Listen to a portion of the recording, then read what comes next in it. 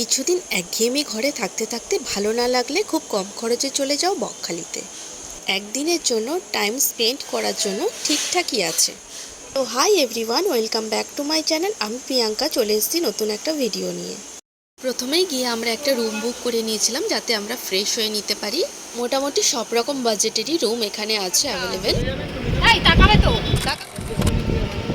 তারপরে আমরা একটু খাওয়া দাওয়া করে দুপুরের লাঞ্চ সেরে একটু বিশ্রাম নিচ্ছিলাম, কারণ দুপুরের দিকে প্রচণ্ড রোদ ছিল, যার জন্য বেরোতে পারিনি। তো আমরা বিকেলের দিকে বেরিয়েছি। তো এরা কেন এত হাসছিল আমার এই মুহূর্তে খেয়াল নেই, তো ওরা শুধু হেসেই যাচ্ছিল। তো তোমাদের আমি একটু চারিদিকে ভিউটা দেখিয়ে দিচ্ছিলাম। তো অনেক দিন পরে যেহেতু বকখালিতে গেছি, বেশ ভালো লাগছে আমার গিয়ে।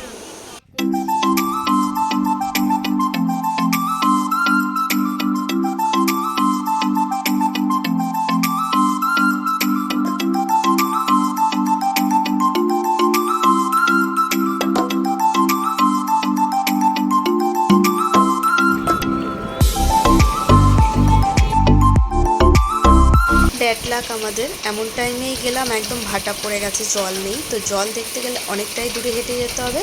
আর এদিকে সানসেটটা এত সুন্দর লাগছে, অপূর্ব লাগছে। আর এদিকে হয়ে গেল সন্ধ্যের টাইম। এখানে প্রায় বিকেলের পর থেকে প্রচুর ফিশের আইটেম পাওয়া যায়। তো আমার সেভাবে কখনোই খাওয়া হয়নি, মানে টেস্ট করা হয়নি। অনেকেই এখানে খেয়ে থাকে।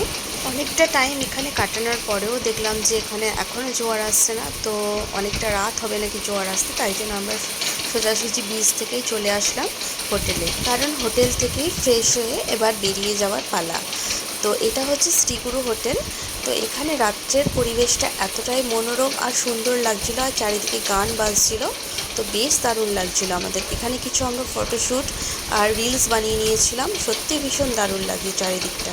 তো তোমরা যদি আসতে চাও এখানে একবার ভিজিট করতে পারো। আমার ভিডিও যদি সবার ভালো লেগে থাকে, এইভাবে আমার পাশে থাকবেন আর লাইক কমেন্ট শেয়ার করবেন।